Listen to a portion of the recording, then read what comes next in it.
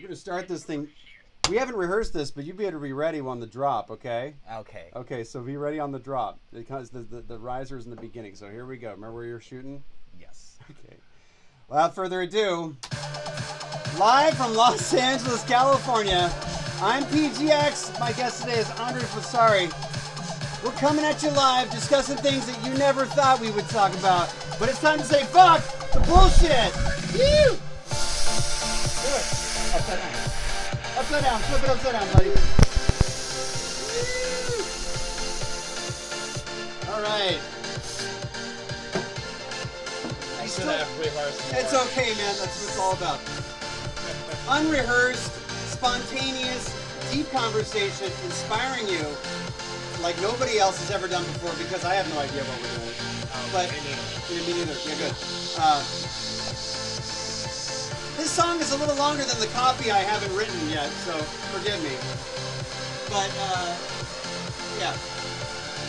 Okay, that's enough for that. I think it's pretty good. That's you? We get that. Yeah. The track? Yeah, I did that. It's dope. You like it? I love it. Thanks, man. Yeah, what kind of? You want to hear a little more? Yeah. Here's the ending, just so you guys know. Yeah, it's for a music library thing. Actually, I wrote it for. Nah, it doesn't matter. Got a little breakdown here. Cliff is running late. That's okay. Oh wait, my lab fell off. Yeah. And then I usually say something like, so we want you to go on and do great things, and then the boom, right. So it's still a work in progress, you can understand. We're early in the show. We've only been doing it, me, myself, and I, and whoever else is with me has only been doing it since like maybe June now. So it's been almost every week. I've been following. Oh, yeah. You're the man.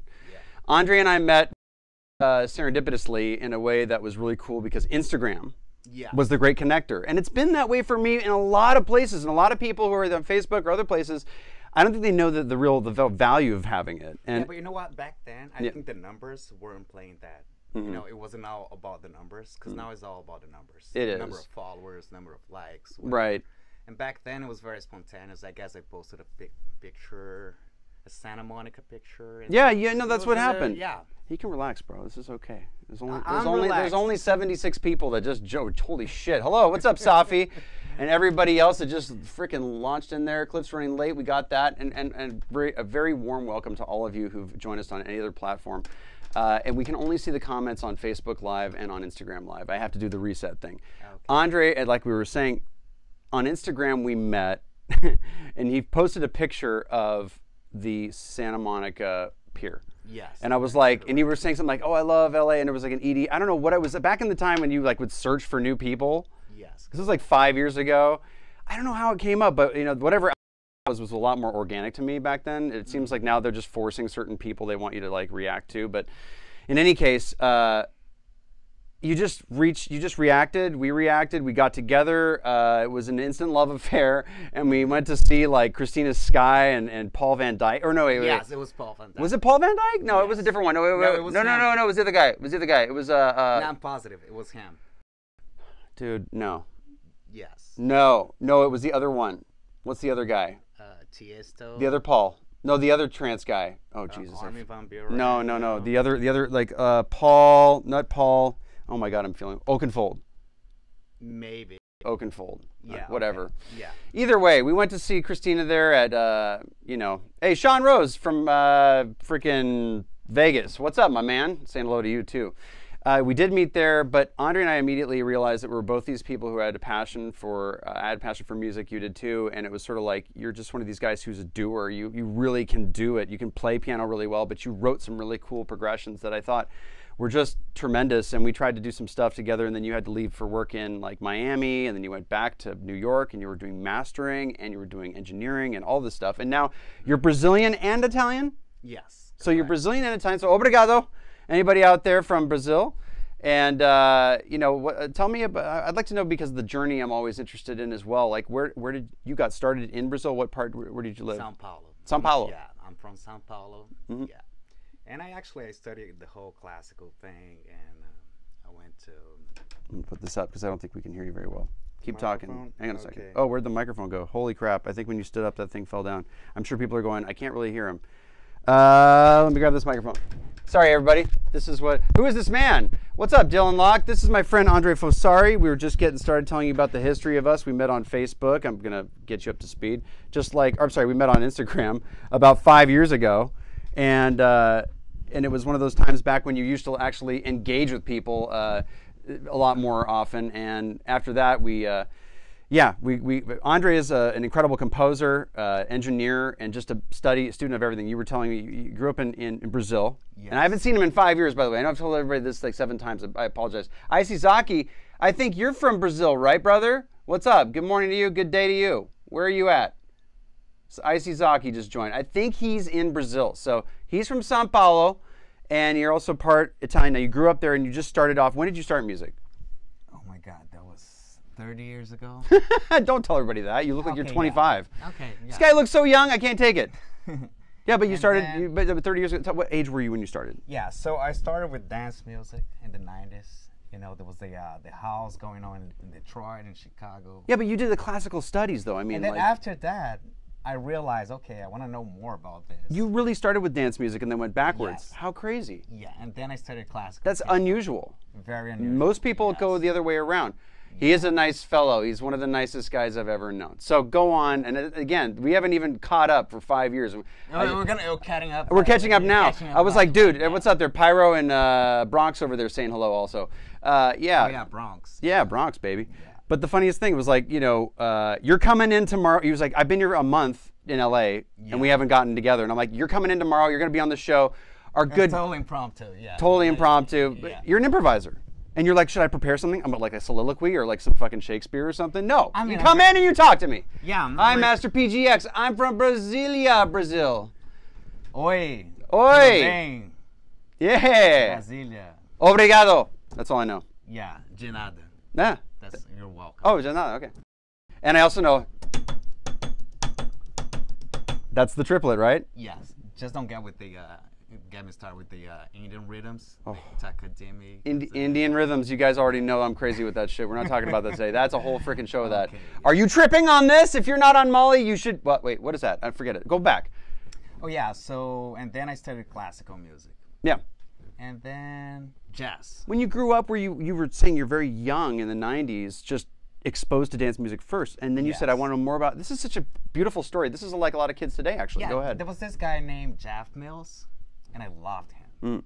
Jeff Mills. Jeff Mills doing the techno thing, and I got that. That for me was crazy. How he can create such a orchestral sound with drums. Back then they were using the 909, the 808. It was like 2 different like things you could buy, and then like the workstations were so janky. It was like a little 5-inch. Or was that like the 3.5-inch floppy that I used to put in? I had a Roland W30. This is a horrible thing. It was like I had the THX sample, like the great. Where are you gonna use that? It's like anyway, going on. So then you went backwards in stuff, and you learned classical music. You'd have a teacher, or did you just teach yourself? No, I went to college actually. You did? Yeah. Wow. And then what age are we talking about when you first listened to music and it got you inspired to make it? Are we talking about like 10 years old, 12 years old, 15, 20? What was it? Yeah, 11, 12. 11, 12. And then you went to college. You were out of high school. 19, 20. And in Brazil? All in Brazil. Wow. And then you graduated with a focus in? I studied the whole contemporary thing. I'm talking about Messiaen, Varese. Oh, Edgar Varese? Yeah. Oh, that guy is gnarly. Isn't he the guy who like takes 2 marching bands and runs them into each other? That is correct. Fuck that guy. He's great. Arvo Pärt. That's very. Oh, he's my favorite. Yeah, Arvo Pärt is like, you want to start with. Sean Rose, what's up, Paul? I had the morning off so I can tune in today. Your visuals are on point. Thank you, brother. Good to hear from you there. Sonny Wharton joined. Hello, what's up there? And George Spitz, my man. Waving back to you as well. George Spitz is a budding and also accomplished at the same time engineer. I believe his wife has a little one on the way, so congratulations. I would like to also say thanks to everybody else who's tuned in beforehand and that I missed. What's up, Sonny? Sonny Wharton's Tech House DJ, UK. We met on Instagram. We're working on stuff together. It's amazing. It's a new love affair. People like you, good people, will respond to you. That's one of the things I like to tell everybody about your business or about your music collaborations.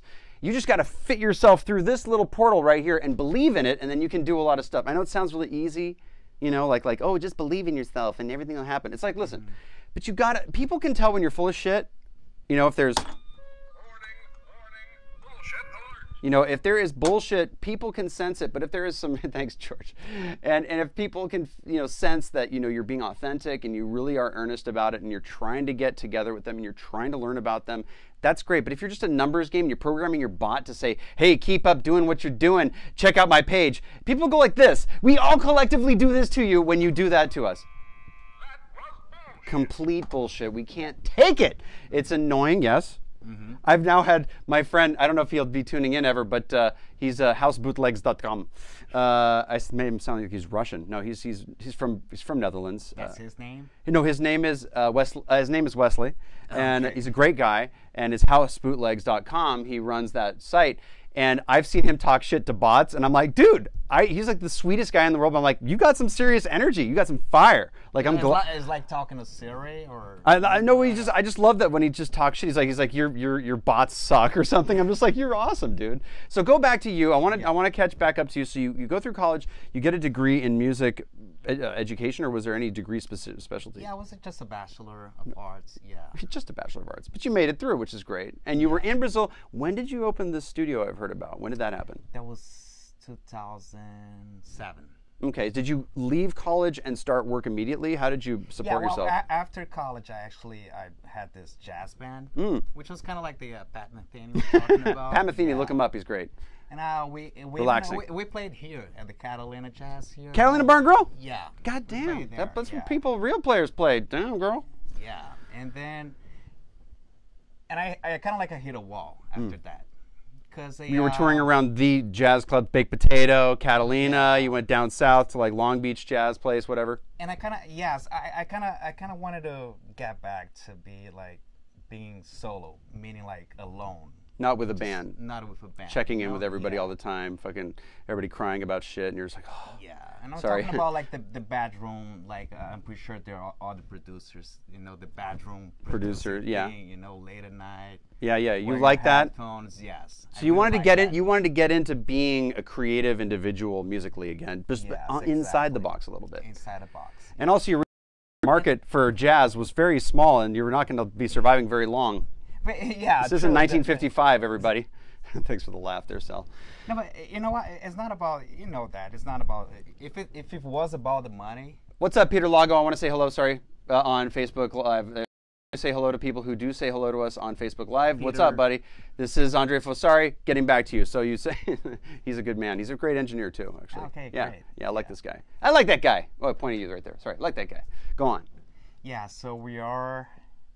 Oh, yeah. Yeah. So you realized you wanted to get back into doing it at home and sort of get in the box, and so to speak. We're talking about 1990, late 90s now, or are we talking about... No. That would jump to 2005. Yeah. Yeah, so you're like, okay, I need a new computer, or I need to learn about this. Was dance music coming back in here, or was it just pop music? And that's when I go back to dance music. I had a 90s dance thing, and I went back to it, too. I was a drummer, and I played keyboards. No, we have a very similar... We have a very similar story, yeah. Where I was kind of like, oh, there's Khan. Khan, who's from Turkey, but he lives in Holland. This guy's an incredible guy, Khan, and so is this guy right here. You scroll back, I'm not going to do the same thing By the way, what's up with the scene there in the Netherlands? The scene? So big, yeah. Well, you know, it's kind of like the birth point for a lot of, you know, spinning records is based there, so I think there's kind of a thing that happened, and they can also chime in. Khan saying hello. The 90s, right? With the, yeah. You mentioned I mean, there's UK. UK is, you know, like ground zero for like a lot of like house music, and I think even though, I mean, like when we met, when you said EDM, it was a magical word. It was new. It was like it was very new. It was 2012 even. It felt like it was like a brand new word that was brought up. Hey, what up? Saying hello there over there. I can't read your name very fast, but yeah, thanks for this again. Yeah, but the thing is, like, you know, Andre's from Brazil. We met 5 years ago on Instagram. Like a lot of people that became good friends of mine. I encourage people to reach out to other people that you feel strongly about, that you want to, you know, actually engage with. And he became an immediate friend, and we went to shows together. And you left town for 5 years. I'm so glad to have you back, dude. By the way, Alesso is playing tomorrow. Alesso's playing tomorrow. Yeah, Michael. Yeah. Maybe.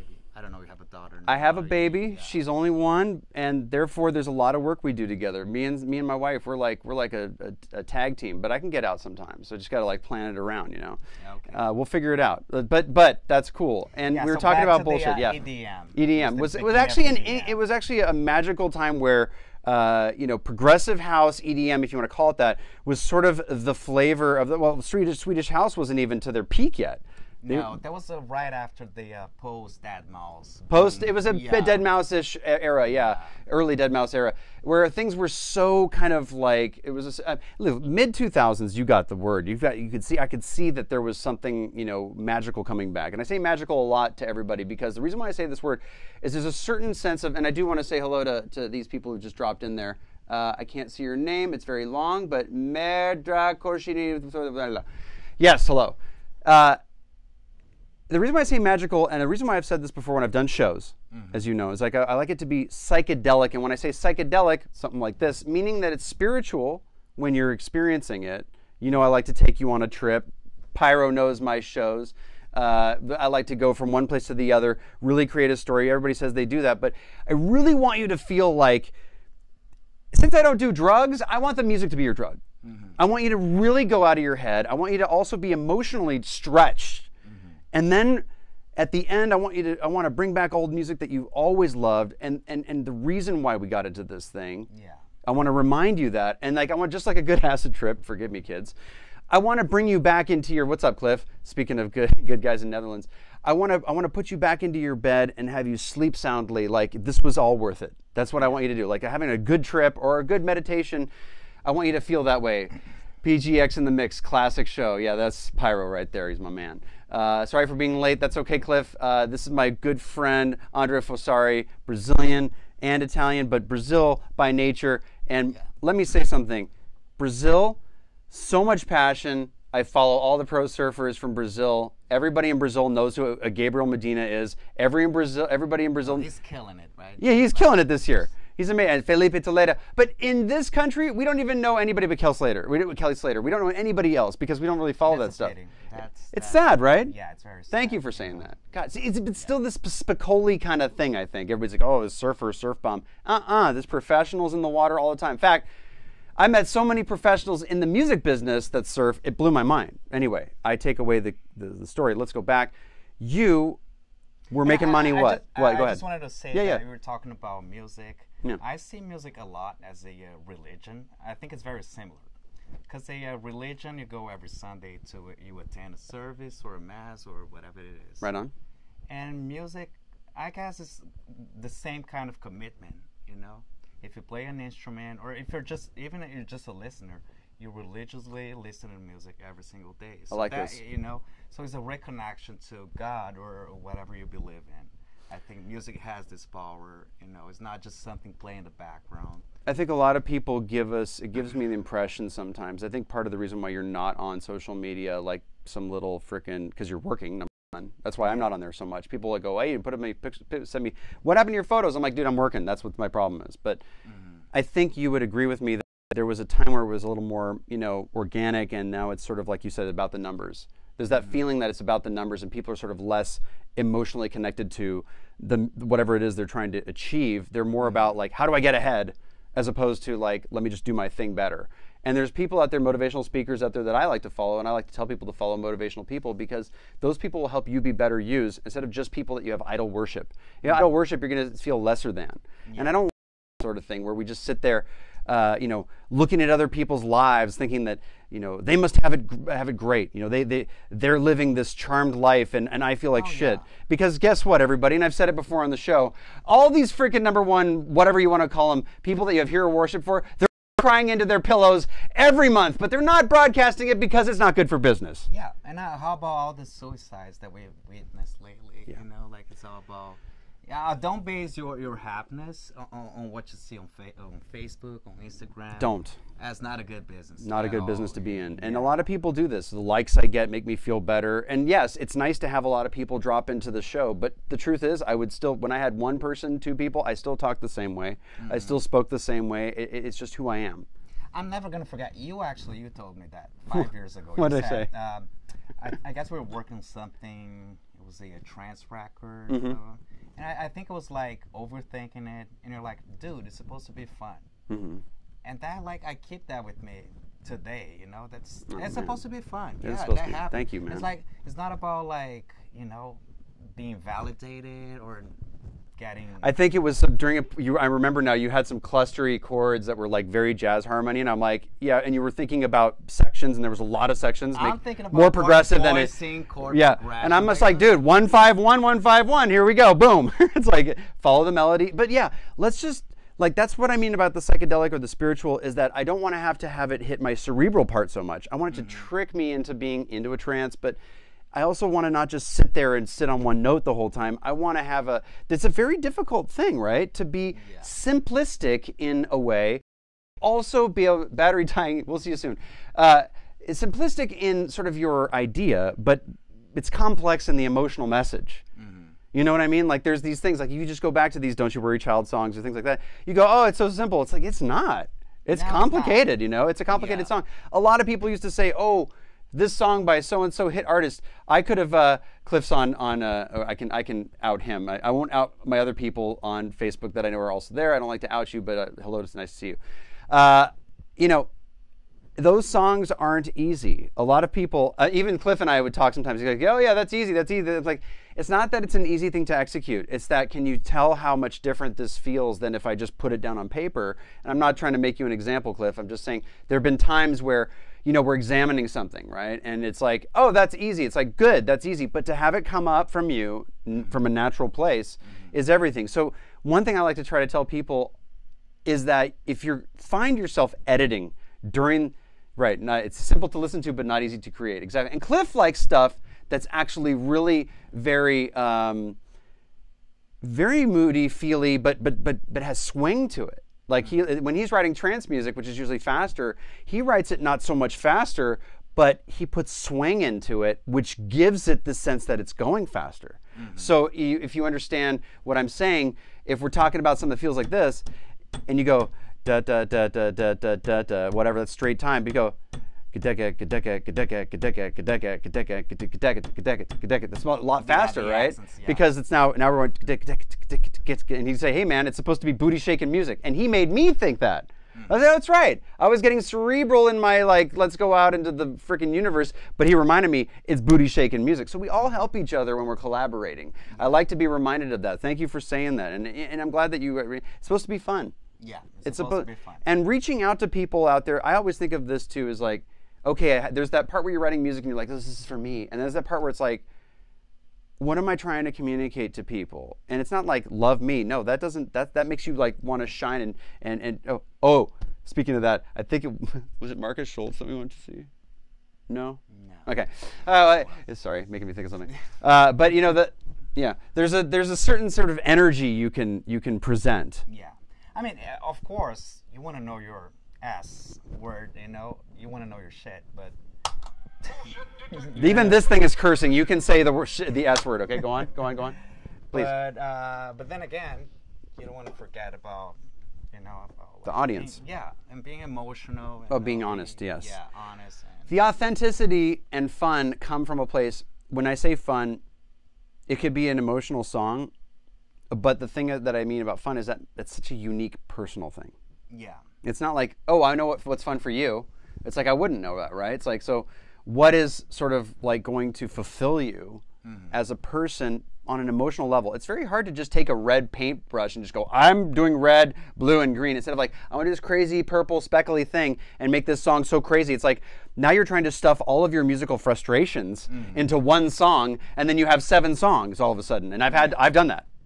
Yeah. I got plenty of songs that do that. They go everywhere. But somehow... Even Pyro will remember, we talked about this, and he had 2 or 3 different songs in his song. I wrote to him, he listened to, he changed it, and I was like, dude, I don't have to do anything to you now. You're perfect. I just, you don't want to let the feeling of being validated, that's a problem. Put that aside. Put that on the side, yeah. It's about when you are inspired, that should be enough. Yes. Right. Because the validation thing is a route that, I mean, it's very hard to come back, and it's not going to take you anywhere. You know, validation is, you know, like... We're afraid of being not liked. We want people to like our music. We have this desire to be appreciated. As human beings in general. We have a desire to be appreciated. So we start letting that govern the way that we write music. Now listen, use this model for business also. Do not think this is limited to music. Oh, that's for everything. This is what's most amazing to me. Let's just things out of frame a little bit over there. What I'm saying is this. I see people like Gary Vee, Vanderchuk, you know, people like that, and they're talking about empathy, emotion, purpose, all of these things that have to do with making businesses too. When you're trying to do a business, and whether that business is a music business or if it's making ice cream, if you're not passionate authentically behind that, you're never going to do well with it. Tell me about your studio. How did that come about? It's still operating today in Brazil. Yes, I'm actually renting the space. That's so cool, though. I mean, how did you start that? I mean, where did you first get your first job that actually brought some money in? No, so when I had the jazz band, yeah, I decided that I wanted to record because it made sense. Right. You know, the gear became more affordable, and when I realized I was putting together this studio, you know. And now you were in Brazil with the jazz band. Yeah, in São Paulo. Okay, so there's a lot more acceptance. You could actually make a good living playing jazz over there, yeah? Not sure about that. Not so. That's universal, everybody. Get into jazz if you don't want to make any money. Go on. Yeah. So you found a way to kind of have other side jobs. What did you got some money together? You're independently wealthy. You won the lottery. What was it? I mean, you just slowly put it together. As far as the income, audio engineering has, you know, like good. Mixing stuff. So, yeah, mixing, audio engineering. That's good stuff. Pyro's laughing at something I made mention of. That's how you can tell the delay. It's about a minute. Go on. Okay. Yeah. But so you got the studio together. You named it something. What's it called? Is it around, or does it have it's a different name now? What's my last name? Fosari. Oh, just Fosari. Yeah, I love that. Very clever, right? Yeah, very well. It's just like me, PGX, PG and a fucking X. Like, but I wonder, EDX. He doesn't have E and a D. Where's that from? Is it a erectile dysfunction? X. What's that stand for? Yeah.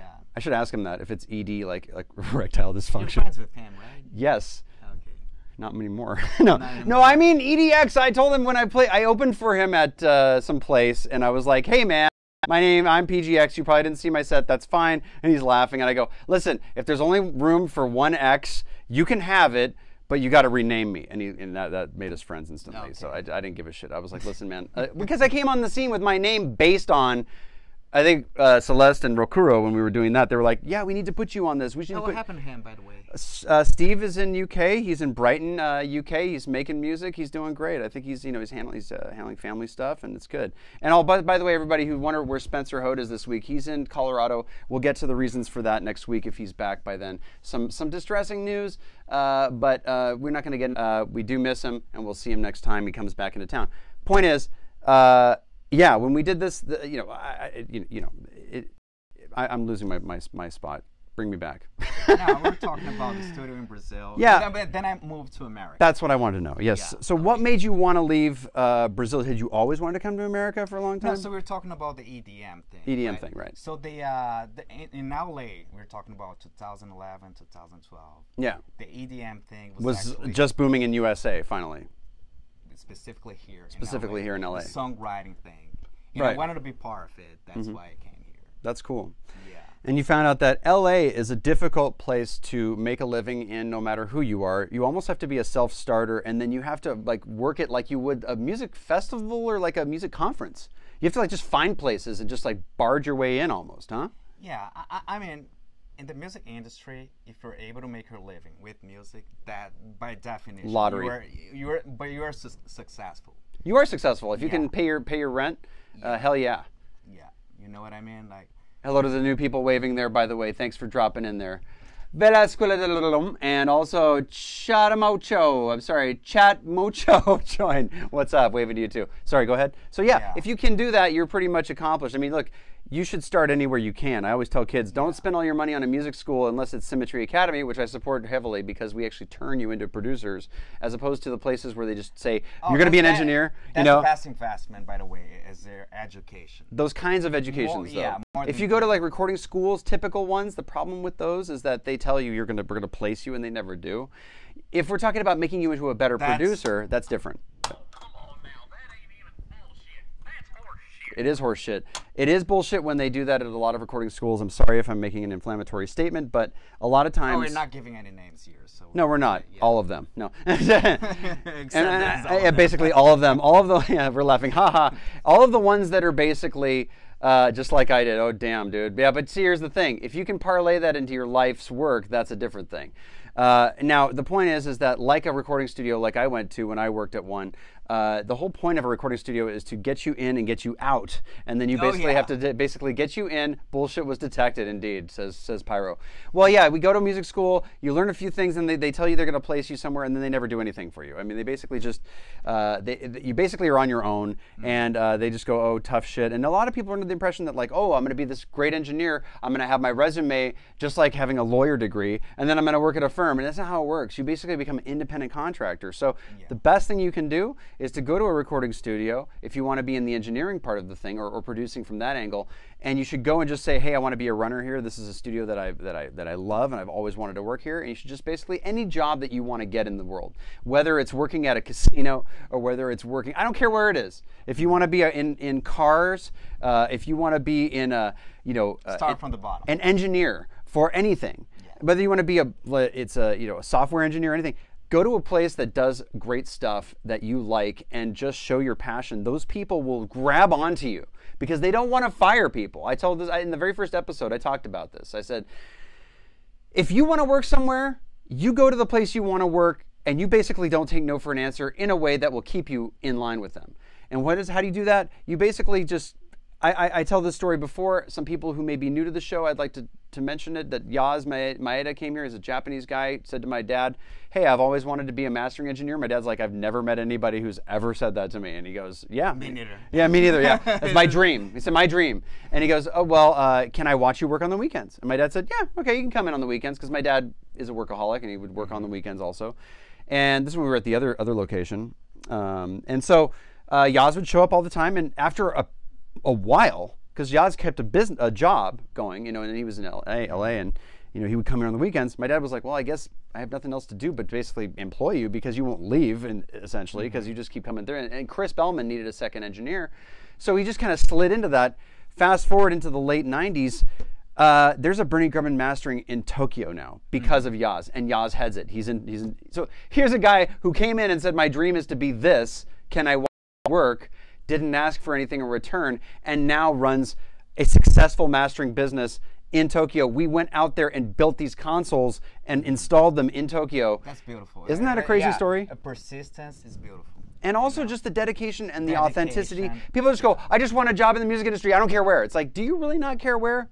Let's think about that. You should. Because this is your fucking life, everybody. So whatever it is, you really can. And if you feel like what you want to do, there's no position for, perhaps find a way to create that position within another business. I've done this many times, by the way.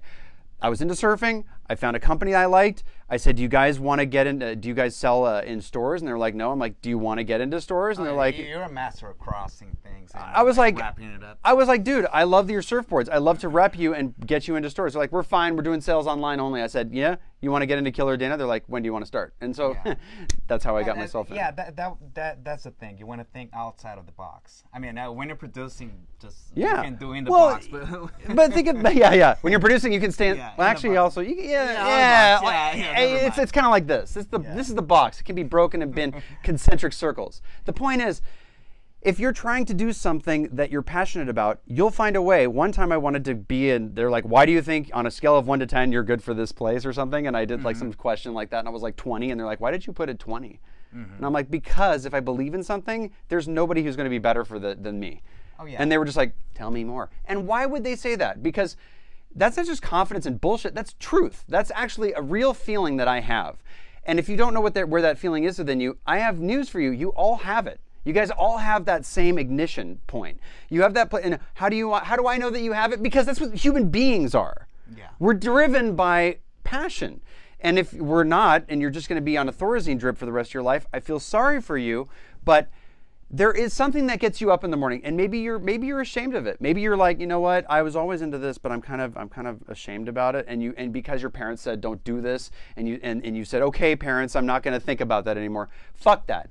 This is about you. The resentment you're going to have later on in your life that you let them push down in you is going to be greater than the regret that you have over not chasing your dreams.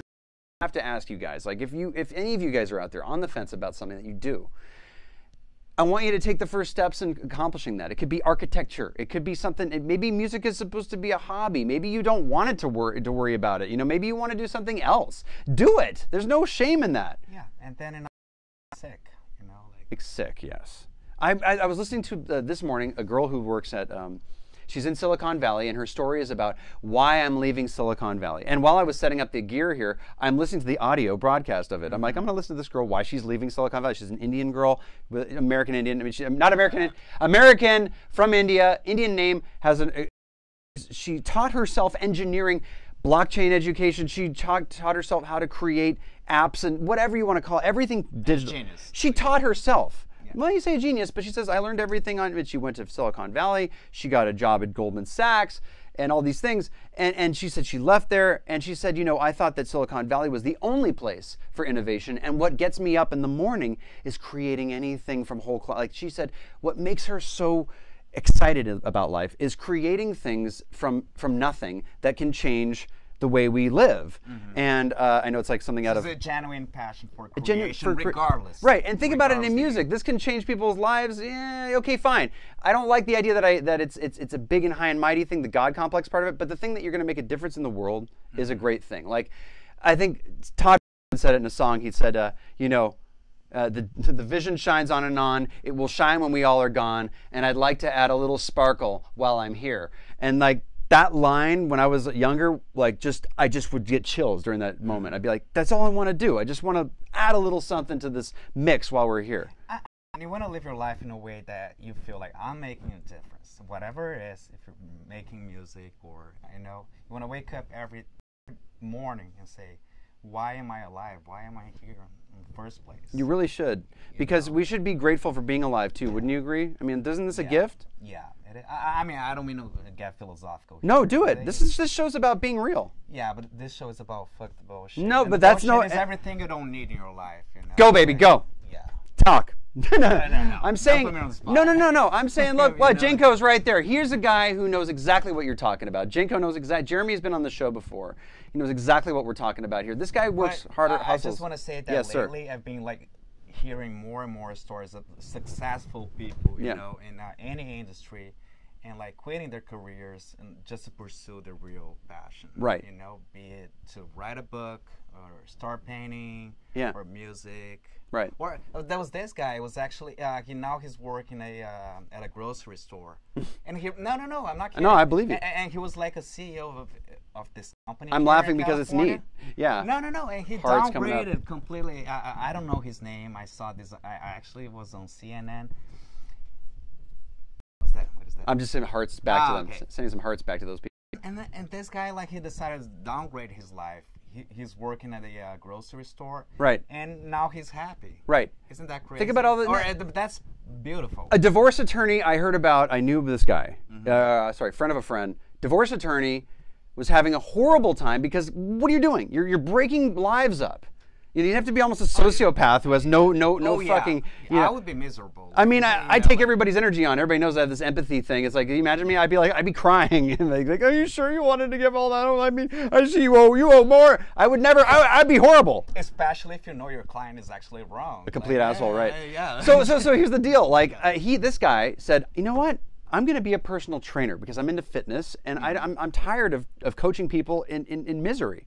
And now he gives people their lives back. They're stoked. They go, hey man, thank you for helping me get strong and achieving this this new level of my new fitness. And they're all, and he said, now every client I have is happy. And before they were all depressed and sad and it brought me down. It's like, that's great. And it's not just the money there. So it's like, I used to joke. Making a difference. Making a difference, yeah. And also while you're also happy doing it, you're making a difference when you're producing some vocal and somebody goes, oh, you've helped me get this done. You've helped me achieve a dream of something that I didn't know was possible. Oftentimes when any of you guys are reaching out to me and I talk to you, you guys realize that like the reason why I often take time is I don't really think about it, but I do know that there's an earnestness that I've had where I've wanted somebody to listen to me. And I've just needed a little bit of feedback and how much that meant to me. That's changing the world to me is when you give yourself, your time is the most valuable thing you have. I don't mind giving it to anybody who wants it because to me, they're following their dream, and that's hard to do. And I want to give them a little bit of, support, because that's just the best way you can change, I think, the world. It's not who you vote for or pointing the finger at who did what. It's you doing good things for other people. I mean, you've got to give it back. Right. We started a show talking. And I'm grateful, by the way. I just want to say this. Being grateful was what I missed before. Being grateful about being alive it sounds very simple and like you think you do it, but I'm telling you guys, we all get used to like waking up and routines. Being grateful for being alive is a huge thing. I mean, you guys, I've seen Gary Vee say this. If you're fucking alive right now, you've won the fucking lottery. I totally agree with that. You guys have won the fucking lottery if you're alive. Let's take advantage of that. Yeah. Did you lose your spot? Go ahead. No, I was going to say that we started a show talking about that. We all need this validation. Right. We need to be feel loved. Right. But you also got to give it back too. Yeah. You got to love people. You got to love what they do. Would you say that if you're in your passion, if you're in your passionate thing. In my case, it's music. Okay. Yeah. If you're doing the thing that you're passionate about, that all of those things and those affirmations, they're not as necessary. Like, because the job is the reward, first of all. Yes, when you show your artwork, it's very difficult. When you're like, I don't want to show it. I want to show it. It's not ready. It's not ready. I know those things are passion, but you know what I mean? Like, if you're putting out a product, I mean, when you're in the process of creating, that's the fulfillment. When you finally realize that a song is coming together and it's like lightning strikes and you almost are tearing up because it's happening. Yeah, you know what? For me, the barometer of what's a real passion is like when you're so focused on something that you can't think about anything else. Right. You know that sweet spot? Yeah. You're like either you're producing something, tweaking a plugin, or you're doing woodwork. This is a flow state. Yes. I talked about this before. Flow states are when you don't even know, like when a singer like Celeste will do a great take, and she'll be like, she'll be like, I don't know what just happened. I'll be like, that was the best fucking take you've ever done. I don't know what just happened. She was in a flow state. Yeah. That's what you're talking about. Yeah, Those exactly. You're mixing a song and you don't know what's going on, how you got there, but you mixed it in 3 hours. It's better than anything you've spent 7 days on. You Why? lose yourself. Yeah. Into because overmixing, overproducing, same thing can happen for business ideas. You can like overthink it, but if you don't get that kernel together and really exploit that thing that you want to do, you're gonna kill it by overthinking it. And you know what? Right after this moment, yeah, you have the sweet smile. Yeah, that comes right. on your face. Oh my God, that's what I'm talking about. Yeah. You got that. It's just like fulfilling. It's that moment you don't where feel happy. No, you don't it's feel just sad. this. It's just this like fulfillment. Yeah. It's a fulfillment because happy. I'm happy. I'm a happy guy. You can't give me any amount of money that'll make me happier or sadder. It'll take away misery. Yeah. Which is one thing that I liked having taken away. So if you feel like sending money, go right ahead, or cryptocurrency. Point is, I'm saying is, if you want to know what fulfillment is, that is way bigger than happiness. Not that it's bigger, but the thing is, you could be a happy person your whole life, but feel lesser than like something isn't accomplished, and that's a difficult thing to go with. Yeah, well, it hurts. Just a disclaimer. I'm not preaching here. Yes, you are. No. It's a struggle for me too. Every day is a huge battle, to fight with my own feelings, and try to overcome this anxiety or this desire or necessity of validation. It's like a constant battle. It's nice to know that even people like us who've been around for so long, long enough to say that, maybe haven't you learned something, and to younger going, I still battle with the same kind of thing every day. No, we do. You know what? We do. I do. It's gonna last forever. It's gonna last forever. I think it's. And having a little dark cloud over happy isn't so bad. Yeah. Because thinking that you're all that all the time, that's not healthy either. Yeah. It's about finding what it is that you truly makes you tick and working with it. Yeah, and I think in my case, music is an answer. A reply. So it's a reply. Yeah. So life presents me a bunch of situations. A lot of them unpleasant situations. Sure. And through music, it's my way to okay, so how I'm cope gonna with answer. it. Yeah. And also sort of, it's almost like it's like hieroglyphics on a wall. You create music as sort of like a tapestry to your life too, as well. Exactly. Because I have the songs that are like, like a diary, and then I have the songs that are like. By the way, Carole King album was named that. Yeah. Yeah, right. Well, there you go. It was a tapestry. It was a way for her to overcome her songwriting It's true. struggle. I wrote a song once called "I'm the Lousiest Songwriter That I Know," just to exploit my own fears about thinking that I suck shit at writing songs. So I actually wrote a song called "I'm the Lousiest Songwriter That I Know," because I think I may have told you about it. It's hilarious. Hilarious because that you would write that. I mean, it's just like it's self-deprecating for a reason. It's so that I can kind of go, hey, look, everybody's whatever they decide they're going to be. Just drop the judgment on yourself and go and be authentic. And what does that mean? Sometimes you can't just write. You sit down, you want to write a banger, and you're like, I want to write a banger. It's like, yeah, but does that in you right now? It's like, what if it's not in you? It's like going to a steak, going to a steakhouse when you want breakfast. It's like it's not the same feeling. Yeah. It's like, but I know I love steak. It's like, yeah, but you don't want that right now. It's like, well, then you got to get through that. And guess what? It's not gonna happen. Maybe you're looking for the right thing in the wrong place, or the wrong thing on the right place. Looking for love in all the wrong places. Yeah. Well, the thing that's happened to me before is I'll want to write a positive track or a sad one or whatever, and that's one in the way. And I'm like, you know what? If you're trying to write a song like this and it's not coming out, maybe there's some other shit you need to get off your chest. Just spend 5 minutes writing that other song and see where you go. Maybe you're not ready yet. Maybe you're not ready. Zab Spencer knows what I'm talking about. He's there. Your lifeline. Yes, Celeste. She's right. It's your lifeline. And so, when you're writing stuff that you feel like is inauthentic, you should have a reason for doing it. And what I'm saying here is I chose to create this music library. And I thought, well, I can do this stuff. I can make money off these songs, but I can't write bullshit. I can't, There you go. It's very hard for me to do that. So what I did was all the types of music that I saw as bumper music, I'm like, I like that song. I want to do one like that. Like I had to inspire me. So I sat down and I made some tracks. And I don't particularly gravitate towards tropical house songs, but I had noticed that there were some tropical house melodies that I was like, I could make something very similar to that, but I'm going to do something that I like. And so I'd create this small goal. Don't make a big song, just a short song, beginning, middle, ending. Don't worry about repeating it. Just get the form together, make it happen faster, make the ideas come together. And I was making tracks every few days, like I was starting new tracks, and I wouldn't end them, so I could try new ones, and then I'd go back when I was in that mood. Instead, I used to just start a song, and I talked about this with a therapist. I used to try to force myself into being a linear thinker. What that means is, if you start a song this way, you have to go all the way and don't start a new song until you're done with it. And it was like, it would drive me crazy. Oh yeah. And those songs got nuts. They got fucking they turned into 7-minute fucking epic sagas. Yeah, you want to allowance. So I let myself start to build new songs earlier in a non-linear fashion, which is okay for all of you who think non-linearly. This is okay. Most things are non-linear, even though recording is kind of like thinking of making a song 150 steps in advance. Yeah, that's a great Well, this is what I want to share with you. Yeah. My therapist said, you know what, being a non-linear thinker is okay. Your flow states, and I was like, whoa, it's okay. You're allowing me to do this? Like, absolutely. Many creative people are non-linear thinkers. I'm like, well, that helps me a lot because I was feeling like I was lesser than. Because am I scattered? Am I ADD? Am I all over the place? He's like, no, you're only ADD if you can't get anything done and it's painful to you and so many new ideas come in and you can't get any one thing accomplished ever. I'm like, well, I'm kind of on the spectrum, I'm kind of on the spectrum. But the point is that, that I'm trying to say is when you're nonlinear, you may have a lot of ideas come at you. You may call that ADD to a certain extent. By the way, the Eastern culture in general is based a lot of the nonlinear thinking. Oh, good. Yeah, the music itself. That's a very Western thing.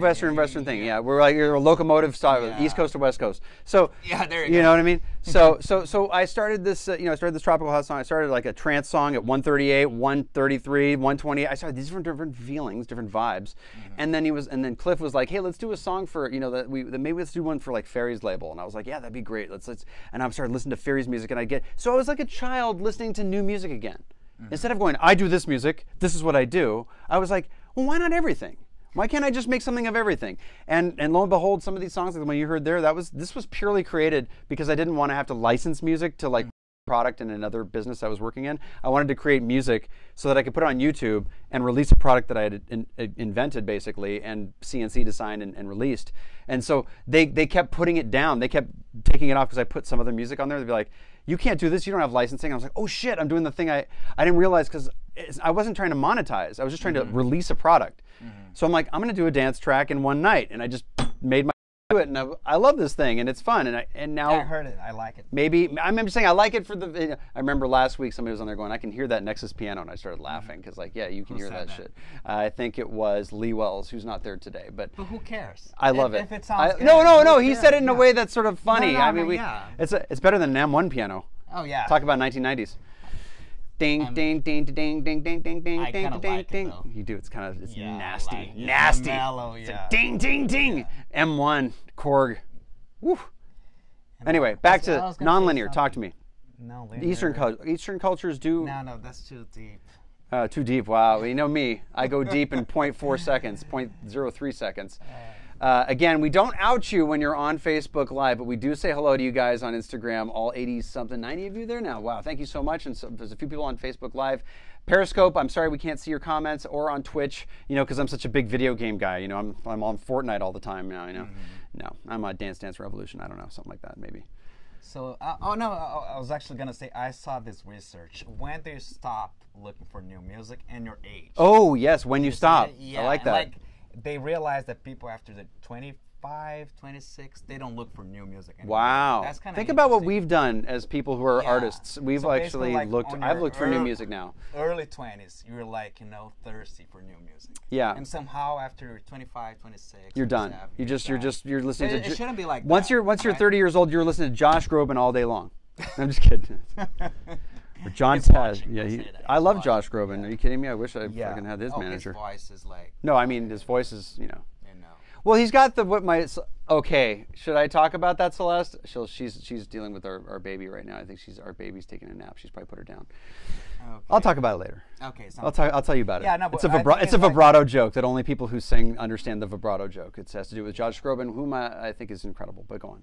Yeah, so I mean, you should be looking for new music.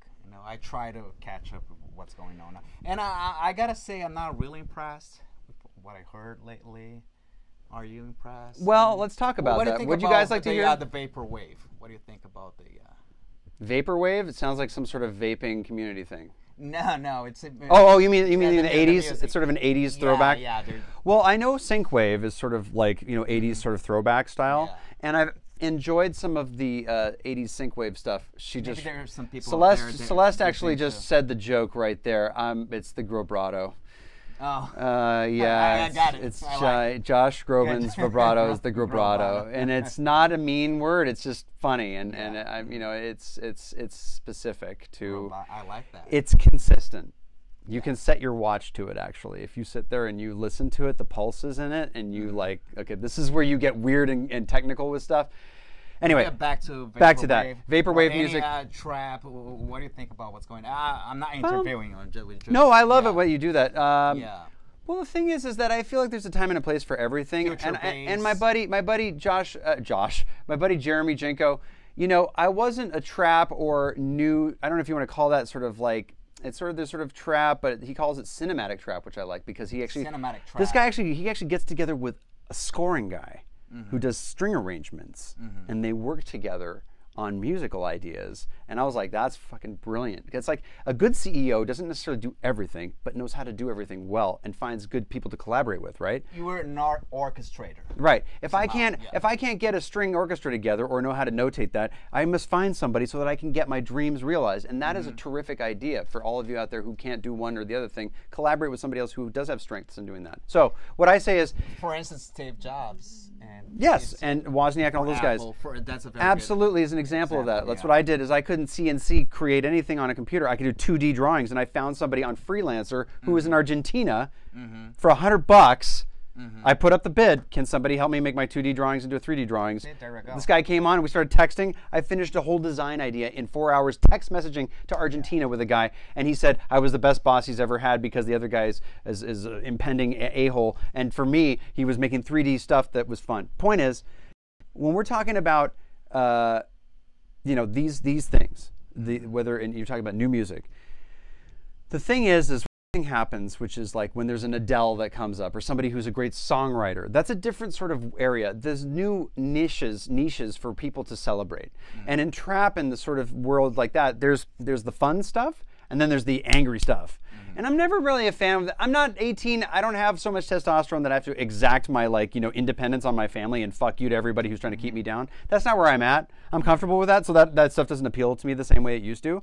But I grew up with rock and roll. I grew up with heavy stuff. I grew up with, hardcore feelings in terms of music, and I understand that passion filtered into a punch. So when I see it and I hear it and it's authentic, I can dig for that moment. I'm like, yeah, that's cool. Punk rock also excites me. But here's the thing.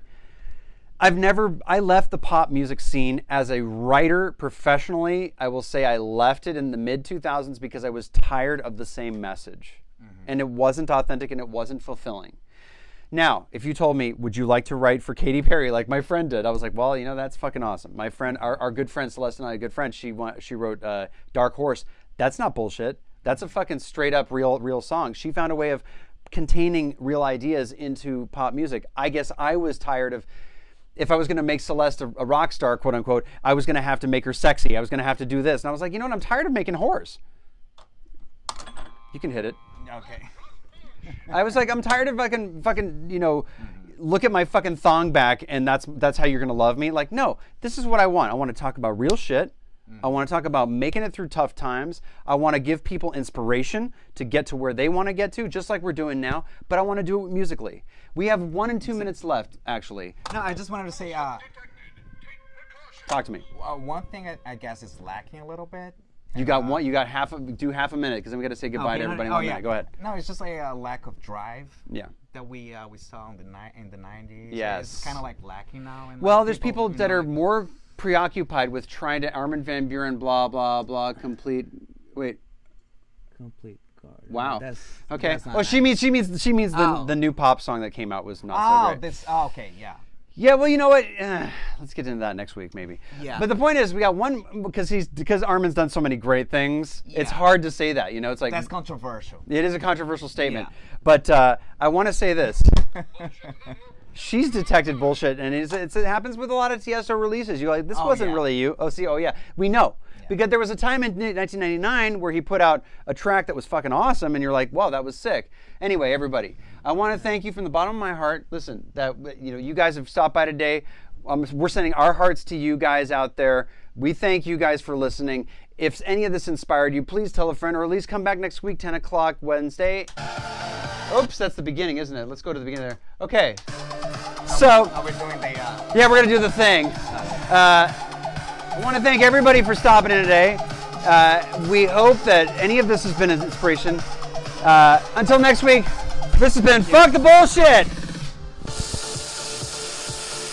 Woo!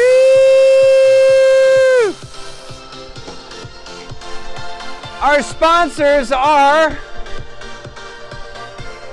Me, Myself, and I. Thank you. Yes, that's right. And I want to thank Andre Fasari for coming out. Thank you so much. Yeah, guys. My pleasure. It was really the best. Oh, there it goes. Everybody gone. We'll see you next week, 10 o'clock Wednesday. Now go on and do great things. Thank you.